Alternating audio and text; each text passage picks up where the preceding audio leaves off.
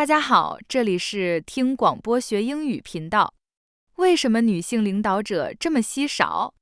谢利尔·桑德伯格讨论了女性领导者的缺乏，强调了在全球各行各业的高层职位中持续存在的性别差异。他强调，尽管民权取得了进展，女性在成为领导者的道路上仍面临重大障碍。那么，这种情况能有改观吗？ So for any of us in this room today, let's start out by admitting we're lucky. We don't live in the world our mothers lived in, our grandmothers lived in, where career choices for women were so limited. And if you're in this room today, most of us grew up in a world where we have basic civil rights. And amazingly, we still live in a world where some women don't have them. But all that aside, we still have a problem, and it's a real problem. And the problem is this. Women are not making it to the top of any profession anywhere in the world. The numbers tell the story quite clearly. 190 heads of state, 9 are women. Of all the people in parliament in the world, 13% are women. In the corporate sector, women at the top, C-level jobs, board seats, tops out at 15-16%. The numbers have not moved since 2002 and are going in the wrong direction. And even in the nonprofit world, a world we sometimes think of as being led by more women, women at the top, 20%. We also have another problem, which is that women face harder choices between professional success and personal fulfillment. A recent study in the US showed that of senior managers, of married senior managers, 2/3 of the married men had children, and only 1/3 of the married women had children. A couple of years ago, I was in New York, and I was pitching a deal, and I was in one of those fancy New York private equity offices you can picture, and I'm in the meeting. It's about a 3-hour meeting, and 2 hours in, there's kind of needs to be that bio break, and everyone stands up, and the partner running the meeting starts looking really embarrassed, and I realize he doesn't know where the women's room is in his office. So I start looking around for moving boxes, figuring they just moved in, but I don't see any. And so I said, "So did you just move into this office?" And he said, "No, we've been here about a year." And I said, "Are you telling me that I'm the only woman to have pitched a deal in this office in a year?" And he looked at me and he said, "Yeah, or maybe you're the only one who had to go to the bathroom." So the question is, how are we going to fix this? How do we change these numbers at the top? How do we make this different? I want to start out by saying I talk about this, about keeping women in the workforce, because I really think that's the answer. In the high-income part of our workforce, in the people who end up at the top Fortune 500 CEO jobs or the equivalent in other industries, the problem, I am convinced, is that women are dropping out. Now, people talk about this a lot, and they talk about things like flex time and mentoring and programs companies should have to train women. I want to talk about none of that today, even though that's all really important.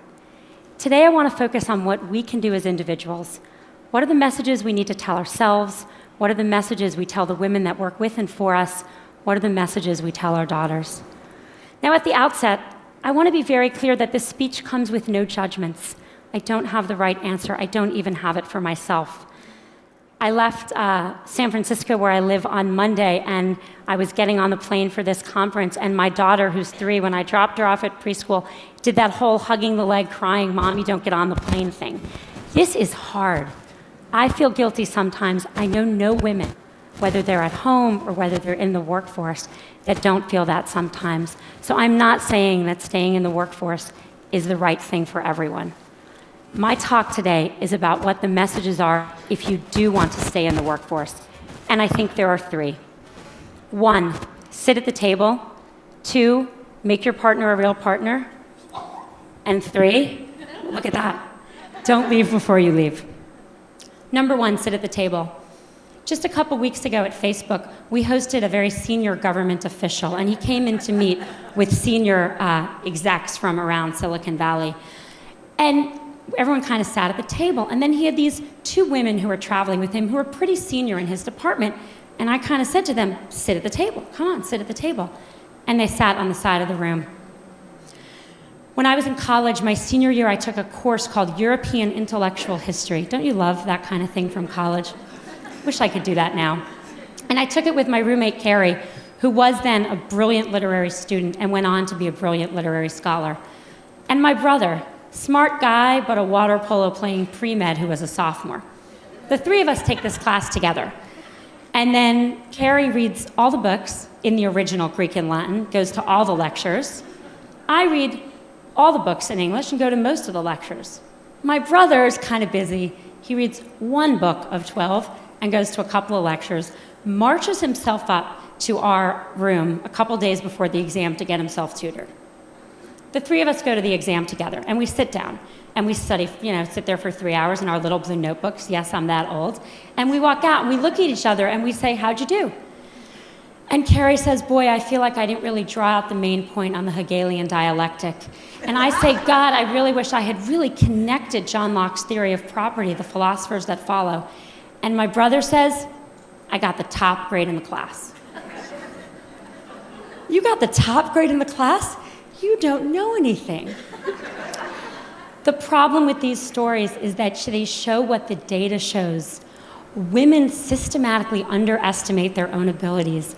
If you test men and women and you ask them questions on totally objective criteria like GPAs, men get it wrong slightly high and women get it wrong slightly low. Women do not negotiate for themselves in the workforce.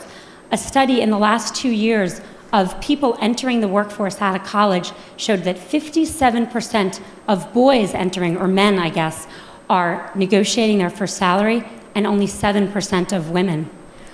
And most importantly, men attribute their success to themselves and women attribute it to other external factors.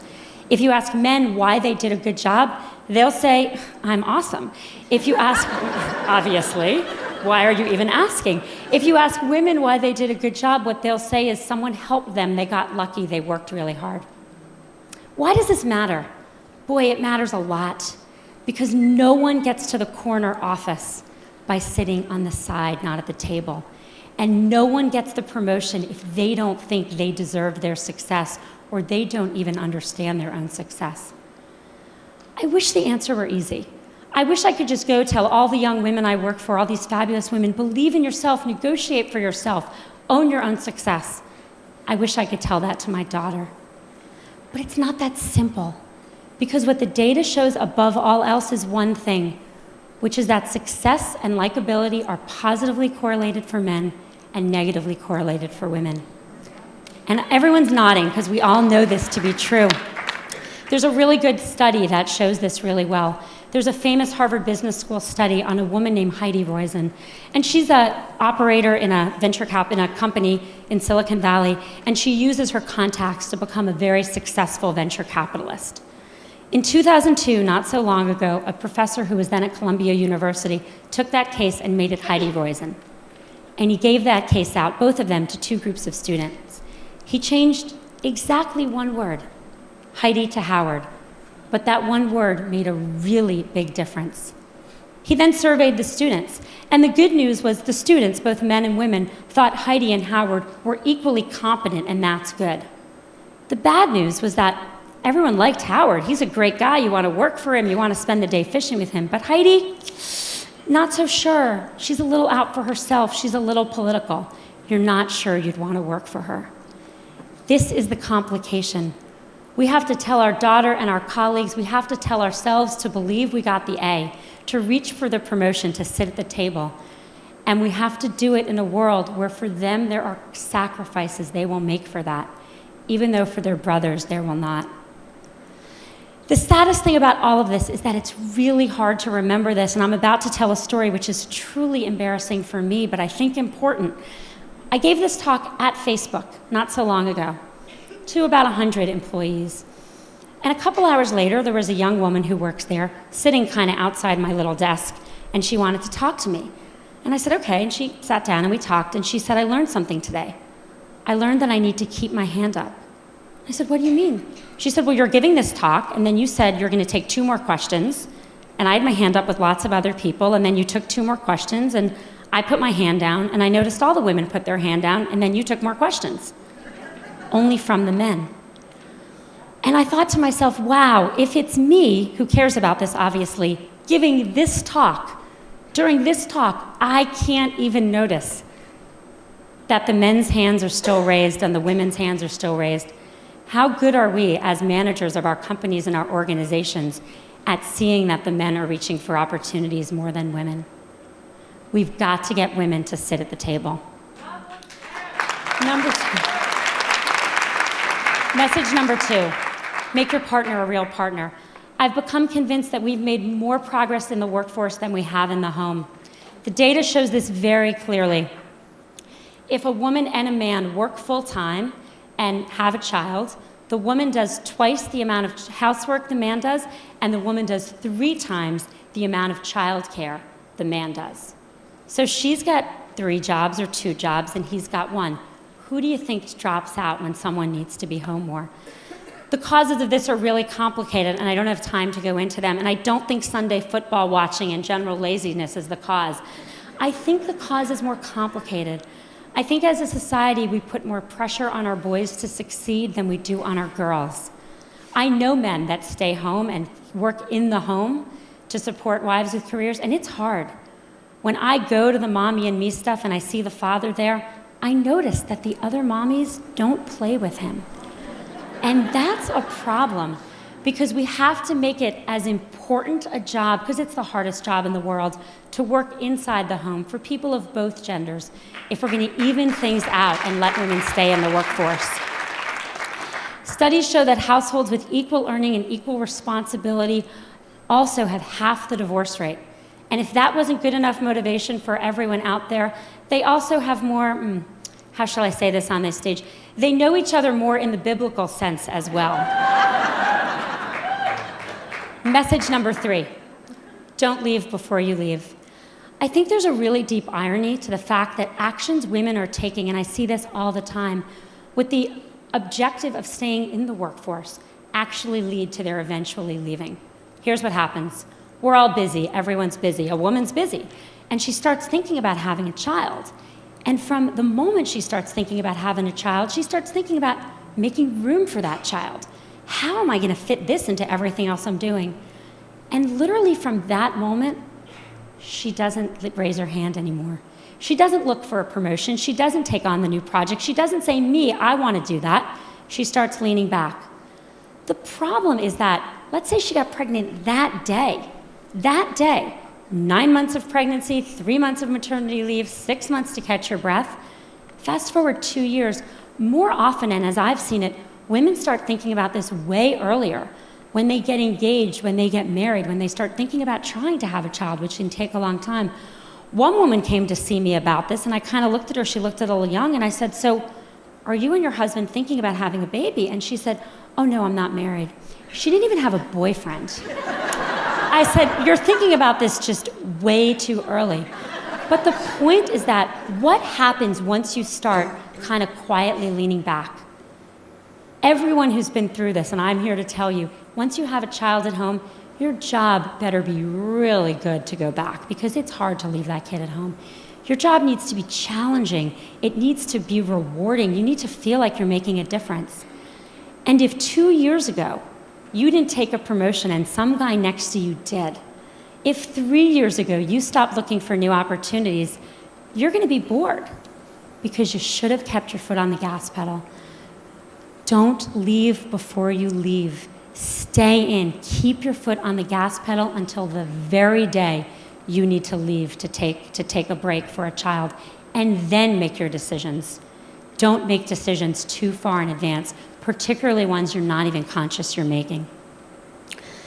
My generation, really sadly, is not going to change the numbers at the top. They're just not moving. We are not going to get to, we're 50% of the population. In my generation, there will not be 50% of people at the top of any industry. But I'm hopeful that future generations can. I think a world that was run where half of our countries and half of our companies were run by women would be a better world. And it's not just because people would know where the women's bathroom are, even though that would be very helpful. I think it would be a better world. I have 2 children. I have a 5-year-old son and a 2-year-old daughter. I want my son to have a choice to contribute fully in the workforce or at home. And I want my daughter to have the choice to not just succeed, but to be liked for her accomplishments. Thank you.